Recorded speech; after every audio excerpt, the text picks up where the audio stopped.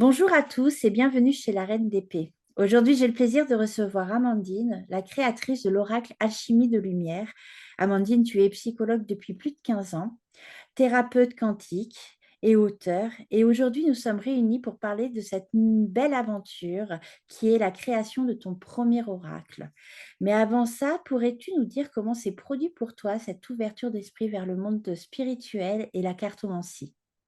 Alors, bonjour Katia déjà, bonjour à tous, merci de me permettre de m'exprimer sur cette question. En fait, j'ai toujours eu conscience qu'il y avait d'autres mondes. J'ai toujours eu conscience qu'on n'était pas tout seul sur Terre. J'ai toujours été entourée depuis petite de présence et de ressentis particuliers quand j'étais connectée avec les gens. J'ai eu très peur de certaines de ces sensations, puis j'avais pas grand monde pour m'expliquer ce qui se passait, donc j'ai, comme beaucoup de gens, fermé tout ça à l'adolescence, à l'âge adulte. Et puis en fait, c'est venu me rechercher, me rattraper et cette vie que j'avais établie, voilà, un petit peu comme tout le monde, ne me satisfaisait plus.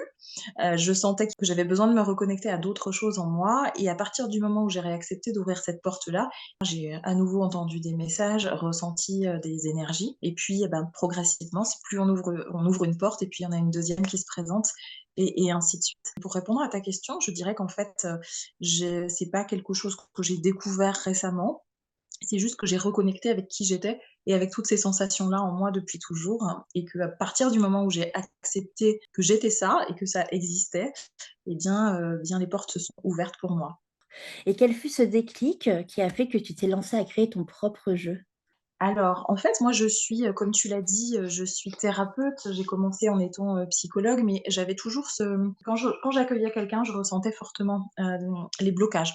Je voyais exactement, alors au début, ça passait pas par la vision, ça passait beaucoup par le corps. J'ai toujours ressenti dans mon corps ce que l'autre ressentait et puis j'avais des sensations, des perceptions, parfois des flashs, en fait, des intuitions assez fortes. J'ai compris ensuite que c'est aussi ce qu'on peut appeler comme canal la claire connaissance, c'est-à-dire que j'avais l'information qui venait à moi sans savoir comment je l'avais et très souvent ça tombait juste. C'est comme ça que je me suis aperçue que, ben, peut-être effectivement j'avais, certaines perceptions que tout le monde n'avait pas, que, même en étant psychologue et en sachant pertinemment que tout le monde n'a pas les mêmes, ressentis ou les mêmes perceptions, pour moi c'était quelque chose que tout le monde avait, au fond de lui. Je pense d'ailleurs que tout le monde a ça au fond de soi, mais qu'on a, en fonction de notre parcours d'âme et en fonction de notre parcours terrestre, on n'a pas tous choisi de reconnecter avec ça. Alors de fil en aiguille, avec toutes ces perceptions, j'ai compris qu'en fait, je pouvais lever ces blocages dont je te parlais, que si la personne était prête, je pouvais, en utilisant les énergies qui me traversaient, libérer les phobies. Si la personne est prête, libérer les angoisses, libérer les traumatismes, parce qu'en tant que psychologue, je me suis beaucoup formée au psychotraumatisme, et donc ce que je faisais en hypnose ou en thérapie classique, eh bien, je me suis rendu compte que j'arrivais à le faire en une seule fois, en général, sur un plan énergétique. Et donc, comme je suis toujours dans la demande de comment je peux aider mieux, comment je peux faire pour que ça soit disponible au plus grand nombre, j'ai toujours été attirée par les oracles, par ailleurs, j'en ai beaucoup, j'aime autant les dessins que les messages et c'était un petit peu un rêve comme ça de me dire: «Ah, ça serait trop bien de faire un oracle un jour» et puis, j'avais cette idée-là en tête. J'ai rencontré l'illustratrice du 1er livre, que j'ai écrit, un livre pour enfants, mais aussi pour les grands enfants et il se trouve qu'elle canalise aussi ces mêmes codes ce que j'appelle moi des codes de lumière, c'est-à-dire que pour pouvoir transmuter les énergies, pour pouvoir libérer les phobies, les traumatismes, je reçois en canalisation, oui, ce que j'appelle des codes de lumière. Ce sont des symboles vibratoires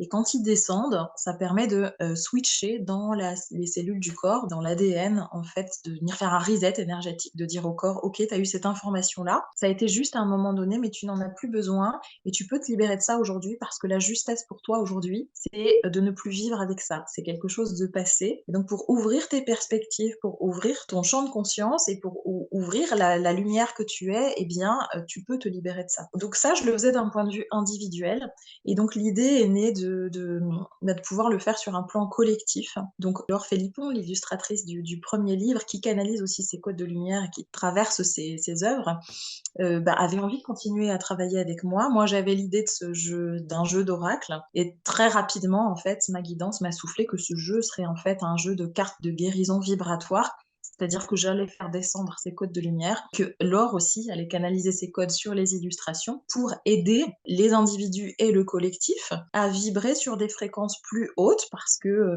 pour moi et pour beaucoup, on est dans un monde qui est en transition et on a à élever nos vibrations, élever notre conscience. On est nombreux actuellement, sur terre et dans ta mission Katia, à travers ce que tu nous permets, tu en fais partie, à proposer des choses qui permettent au collectif et aux individus de s'élever en vibration et en fréquence pour que ça soit le plus facile possible et le plus fluide possible. Parce que tout changement ne se fait pas toujours dans la douceur. Donc pour que ce soit le plus doux possible, voilà, ma guidance m'a invité à transmettre ces codes de lumière à travers cet oracle. Et comment recommanderais-tu d'utiliser cet oracle avec ces codes? C'est expliqué dans le livret. En fait, il y a plusieurs façons de procéder.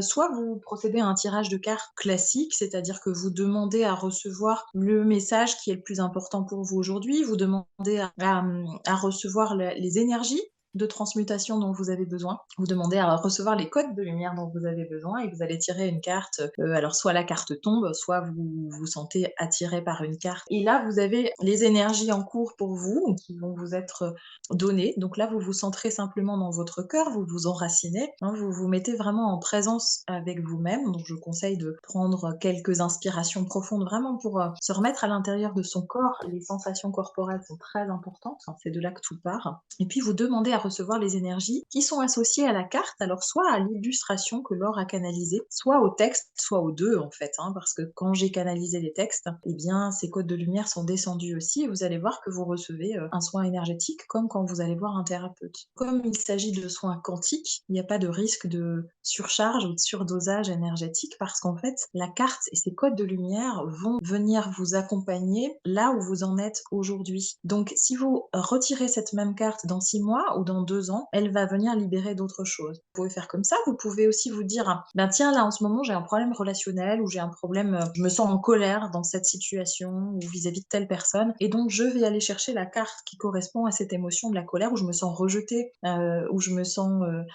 abandonnée. Je vais aller chercher la carte qui correspond à ces blessures parce qu'il y a 2 types de cartes, celles qui vont correspondre aux blessures qu'on a à libérer, puis celles qui vont correspondre à la lumière qu'on a à inscrire encore plus fortement en nous. Et donc, je vais demander sciemment à travailler avec cette carte. Alors, je peux le faire en la posant simplement sur mon cœur, je peux le faire en méditation, en demandant à recevoir les codes de lumière. Je peux aussi la poser sur ma table de nuit le soir en demandant à ce que, quand je m'endors, ces codes de lumière viennent œuvrer avec moi et pour moi. Alors, si vous êtes très sensible aux énergies, je vous conseille de ne pas travailler avec la nuit parce que vous pouvez ne pas trop dormir, en fait, parce que c'est assez puissant comme outil. J'ai beaucoup de retours de thérapeutes énergéticiens qui s'en servent et qui me confirment la puissance en fait de ce qu'on reçoit quand on se connecte à ces cartes. Par rapport à ce qu'ont pu en dire mes guides, ma guidance, sur la façon dont ça vient agir, c'est que si vous prenez cet oracle comme un jeu de divination classique juste pour recevoir un message, alors vous recevrez juste le message. Si vous vous dites ok, bon ben ça me parle de code de lumière, je sais pas trop ce que c'est, mais pourquoi pas, je veux bien essayer. Alors là, vous allez commencer à recevoir un soin, commencer à recevoir les vibrations liées à la carte. Et puis si vous êtes dans cette conviction que ok,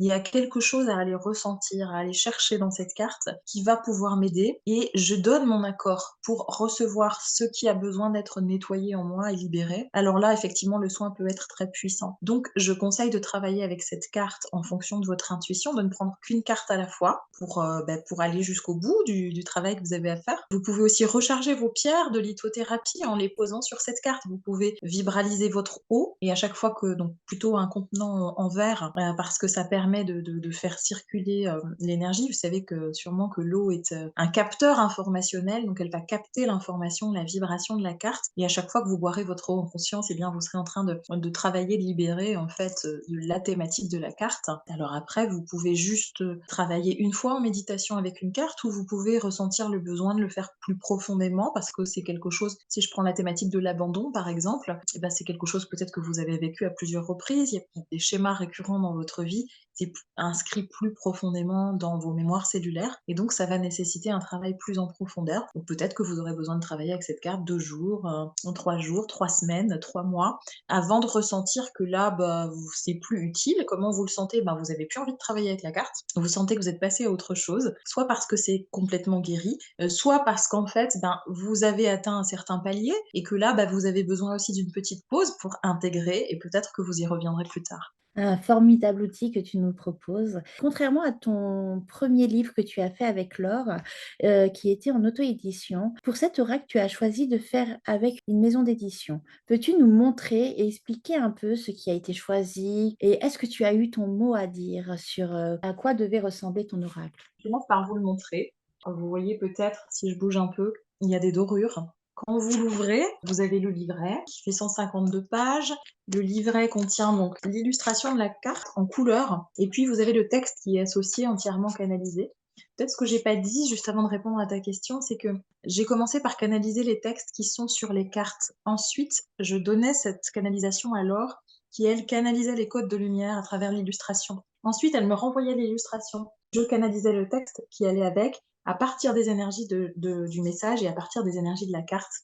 Ça me paraît important de le préciser parce que comme c'est un travail thérapeutique, un travail de guérison vibratoire, si on veut vraiment profiter de cet oracle au mieux de ce qu'il peut donner, c'est un travail qui nous a pris 9 mois. Donc c'est intéressant parce que c'est aussi un temps de gestation et il nous a permis aussi de travailler, elle et moi, encore plus en profondeur dans chacune de nos blessures et dans ce qu'on avait à rencontrer de nous-mêmes. Donc voilà, pour revenir sur la finition, effectivement, vous voyez que la couleur des pages change aussi. En fonction de la couleur de l'illustration, eh bien, les pages ne sont pas tout à fait les mêmes. Vous avez un petit pochon doré. Le dos des cartes est comme ceci. C'est une importance pour moi parce qu'en fait, ce sont les couleurs de mon logo, l'énergie du violet et l'énergie de transmutation, c'est une énergie de spiritualité qui est connectée au chakra coronal, et puis la lumière dorée qui est la lumière christique, la lumière, notre lumière en fait, qui nous sommes. Et puis voilà, je vous montre quelques-unes des cartes. Et donc, pour répondre à ta question concernant l'éditeur, pendant que je vous montre les cartes, c'était un peu un pari fou en fait. On ne pensait pas du tout, enfin moi surtout, parce que Laure avait elle l'habitude des éditeurs, moi je pensais pas du tout pouvoir être édité, et encore moins par la maison Très Daniel, puisque le jeu est édité aux éditions Exergue, donc c'est le groupe Très Daniel. J'avoue que ça a été très rapide. On a envoyé le projet, on avait peut-être fait 6 ou 7 cartes, et on a eu une réponse une semaine après, nous disant que oui, ben, on signait le contrat, quoi. Donc ça s'est fait très rapidement, et j'ai beaucoup, beaucoup apprécié de travailler avec eux, parce que ben moi, je ne suis pas quelqu'un de connu, je ne suis pas un auteur connu, je débarquais de nulle part. Ils ont choisi de me faire confiance et de nous faire confiance. Et à chaque étape du processus, j'ai eu affaire, je ne les ai jamais rencontrés physiquement, j'ai toujours eu affaire à eux par mail ou par téléphone. Et à chaque fois, il y avait vraiment un profond respect pour ce que je pouvais exprimer. Même quand il a fallu faire les corrections, je me disais, bah voilà, ils vont me faire plein de corrections. Et puis, je me dis, bon, bah quand même, j'ai canalisé les messages, donc ça m'embêtait de retoucher en fait à ces codes, parce qu'à travers cette canalisation, il y avait ces fameux codes de lumière. En réalité, ils ont été extrêmement respectueux. Et ça, je tiens à les remercier véritablement. Je leur ai dit enfin, à chacun des membres de l'équipe que j'ai pu croiser au cours de ce parcours, parce que j'ai vraiment apprécié qu'une si grosse maison d'édition soit si respectueuse de l'auteur. Alors, tu m'as dit que, c'était une collaboration avec Laure, que, tu, créais la phrase, après elle créait le dessin et ensuite tu faisais le texte. Mais est-ce qu'il y a des cartes qui ont eu, leur histoire lors de leur création? Oui, elles ont chacune leur histoire, en fait. À chaque fois, c'était une aventure, et à chaque fois, en fait, avec Laure, on transmettait des choses, mais finalement, on était surprises nous-mêmes du résultat et de ce qui se passait, à la fois pour nous et puis dans les messages qu'on recevait. Donc il y en a plusieurs, c'est difficile de choisir, parce qu'elles ont toutes, en fait, elles ont toutes chacune leur histoire. Peut-être je peux en montrer certaines et expliquer un petit peu, voilà, que vous ayez quelques anecdotes, en fait, sur ce jeu. La première que j'ai envie de partager, c'est celle-ci. Alors, vous reconnaissez au centre le dos des cartes que je vous ai montré tout à l'heure. Celle-ci, elle a une histoire un petit peu différente parce que elle n'a pas fait partie initialement du jeu de cartes. C'est-à-dire que c'est la seule pour laquelle j'ai pas envoyé le message à Laure et ensuite elle m'a envoyé l'illustration, parce que simplement, je lui avais demandé un logo en fait. C'était pour mon site internet et pour mon logo, et je voulais qu'elle capte mes vibrations sur un plan de conscience plus élevé évidemment. Et puis, mon intention à travers cette illustration, c'était aussi que les personnes qui se connecteraient à l'illustration, à mon site internet, mon logo, même si elles n'étaient pas sensibilisées au monde énergétique, qu'elles puissent recevoir les fréquences qui leur font du bien. Donc elle a sorti cette carte-là, et quand j'ai vu la carte, j'ai dit écoute, je sais que c'était pour moi, mais je peux pas ne pas partager ça. Cette œuvre, parce qu'à la base, il s'agissait d'un tableau, une toile qu'elle m'a faite. J'ai dit il faut qu'on la partage, elle a sa place dans le jeu. Enfin, c'est la seule carte pour laquelle j'ai canalisé le texte après avoir reçu l'œuvre, puisqu'initialement, c'était pas une œuvre qui devait figurer dans l'oracle. Et pour l'anecdote, qui est quand même très amusantes, c'est que alors moi j'y ai vu beaucoup de symbolique. Vous voyez 2 personnages féminines qui tiennent ce que j'ai considéré être la Terre, puisque le nom que j'utilise, c'est Gaïa Terre d'étoiles. Vous voyez un personnage qui est un petit peu plus sombre en haut et un autre plus lumineux en bas, donc j'y voyais l'ombre et la lumière. Donc la transmutation, c'est ce que je fais dans ma pratique quotidienne. Et quelques mois plus tard, j'ai reconnecté avec une part de moi, qui est venue me rendre visite. Il s'agissait de ma sœur jumelle. J'ai eu une sœur jumelle pendant la grossesse de ma maman qui n'est pas, née à terme, hein, c'était pas prévu, son plan d'incarnation n'était pas celui-là. Il était prévu qu'elle m'accompagne en fait sur terre, descende sur terre et qu'elle, elle reparte ensuite pour continuer, mais justement à me transmettre ses codes de lumière et à m'accompagner dans ce que je devais faire, pour moi et pour les autres. Et quand j'ai revu cette toile, ça m'a paru évident qu'elle était venue s'inscrire dessus et donc on travaille à 2 en permanence. Et finalement, elle est venue se loger, bah, au cœur même de mon logo, avant même que je sache qu'elle existe. Et quand j'ai raconté ça alors, évidemment, il y a eu beaucoup d'émotions parce que, ben, quand on canalise, on se rend pas toujours compte de jusqu'où ça va en fait, à quel point, tout est tellement bien organisé et à quel point les pièces du puzzle s'emboîtent. Et donc la deuxième carte que j'ai envie de vous présenter, alors c'est pas forcément mes préférées au niveau, des enfin de l'illustration, hein, c'est vraiment, j'ai envie de vous partager certaines des anecdotes qu'on a vécues ensemble avec Laure au fil de ce travail. La deuxième carte, c'est celle-ci. À ce moment-là, c'était un jour où j'étais, chez ma maman et je travaillais sur l'oracle, sur une autre carte, je ne sais plus laquelle. Ma mère est venue me voir en me disant: «Écoute, j'ai reçu» parce que ma mère canalise aussi des messages. On me dit: «Écoute, on vient de me donner une phrase pour ton jeu de cartes oracle». Alors elle me dit: «Bah, tu prends si tu veux, ou pas, hein, tu pas obligé, c'est voilà». Mais j'ai eu cette information-là et je vous dis ça parce que pour montrer à quel point on est tous interconnectés les uns les autres. Vous savez, c'est un peu comme des rumeurs de lumière, hein, enfin, vous savez, quand il y a une rumeur enfin, un bruit qui court dans un village, ça se transmet, ça se transmet. Bon, l'image est pas toujours terrible parce que c'est pas toujours sous le sceau très lumineux. Mais là, en l'occurrence, quand vous faites quelque chose au niveau énergétique, les guides, les êtres célestes le savent et vous mettent en interconnexion les uns avec les autres, avec ce que vous devez recevoir. C'est pour ça que je vous partage ça. La phrase, c'était: guéris-toi et tu guériras le monde. Aime-toi et tu aimeras. Et quand Laure a fait l'illustration, c'était très intéressant parce que c'était une carte où elle pensait ne pas avoir d'inspiration. Elle disait: «Oui, bah, alors c'est bien ce que j'ai fait, mais enfin je trouve rien d'extraordinaire à cette carte, les codes de lumière ça vient pas et cetera». Et puis elle a fait quelque chose au niveau informatique, c'est-à-dire que ça s'arrêtait là cette carte et elle a eu l'idée au niveau symétrique de coupler en fait les 2. Donc là est apparue la trappe-rêve et surtout dans le cercle là, quand elle m'a envoyé la carte, moi j'ai été sidérée parce que je suis très en connexion, et cet oracle est très en connexion avec, les énergies stellaires et galactiques et en fait, j'ai, des protecteurs avec lesquels je travaille beaucoup, qui sont les gardiens des Pléiades, entre autres. Il n'y a pas que eux. Voilà, ils se sont présentés à moi, à l'occasion d'un stage et en fait, quand j'ai vu la carte, j'ai dit: «Alors, enfin, il y a un gardien des Pléiades qui s'est imprimé sur ta carte, hein». Pour ceux qui l'auraient, c'est la numéro 8. Intéressant parce que c'est le numéro de l'infini aussi et c'est d'ailleurs le numéro de mon chemin de vie. Même si on voit plus bien la forme de ce gardien des Pléiades et parce que c'était même au niveau du visage, c'était très précis. Au niveau des traits, et bien son énergie est bien marquée sur cette carte. Donc voilà pour la deuxième que j'ai envie de vous présenter et puis peut-être une troisième, une dernière, c'est la numéro 29. C'est une carte qui parle du masculin sacré. Donc on voit un être d'énergie plutôt masculine avec des ailes, une énergie stellaire aussi. Et c'est une vibration masculine, mais aquatique, c'est-à-dire très en reliance avec la vibration de l'eau, dans l'univers dans lequel il se trouve. Alors je vous partage cette carte parce que, il y a un très gros travail au niveau du masculin sacré actuellement sur Terre. On parle beaucoup du féminin sacré, mais le masculin reprend sa place, sa véritable place et ce qui m'a surprise, mais ce qui n'aurait pas dû, finalement je trouve ça très évident dans les énergies qu'on traverse et ce vers quoi on tend, c'est que finalement, l'être énergétique qui s'est présenté pour cette carte du masculin est en contact avec l'eau. Et l'eau, en général, c'est tout ce qui est féminin, c'est tout ce qui est émotionnel, lunaire, intuitif. Et justement, son message dans la canalisation que j'ai reçue, son message était vraiment lié à cette énergie de l'assurance du masculin, mais à partir de la justesse intuitive du féminin. Donc vraiment dans une reliance des deux polarités. Et donc je trouve très intéressant que finalement, on ait cette représentation énergétique du masculin très en reliance avec l'élément eau. Voilà, je vais arrêter là sur les cartes parce que j'aurais quelque chose à partager sur toutes en fait. Pour les personnes qui aimeraient se le procurer, où peuvent-ils l'avoir? Alors, à peu près partout, c'est-à-dire que comme, il est édité, chez Exergue, vous le trouvez dans toutes les librairies, vous le trouvez même, chez Cultura, Fnac, vos libraires indépendants évidemment et même en grande surface. Il y a des grandes surfaces qui ont des rayons, développement personnel et cetera. Vous le trouvez aussi, je sais que dans les Cora, dans les Leclerc, hein, dans certains il a été trouvé aussi, en fonction de ce que la librairie a choisi d'acheter ou pas à l'éditeur et vous le trouverez en rayon ou pas. Mais même s'il n'est pas en rayon, vous pouvez le commander. Et puis bien sûr, vous le trouvez sur toutes les plateformes internet, Amazon, Fnac, Cultura, enfin tous les diffuseurs habituels par lesquels vous passez sur vos réseaux, internet. Est-ce que tu as un autre projet en cours? J'ai plein d'autres projets en cours, c'est mon problème, j'ai trop de projets.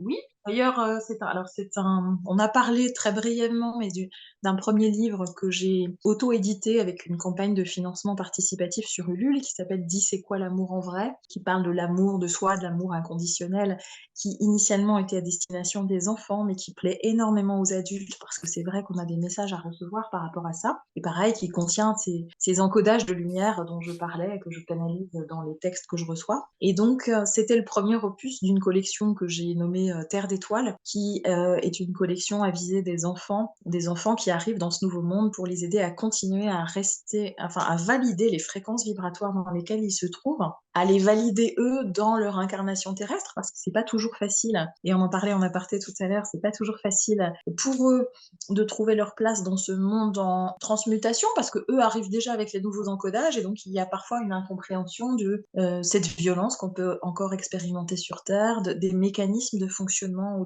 des questions qu'on ne se pose pas parce qu'on a l'habitude de faire telle ou telle chose et que pour eux, ça ne convient plus.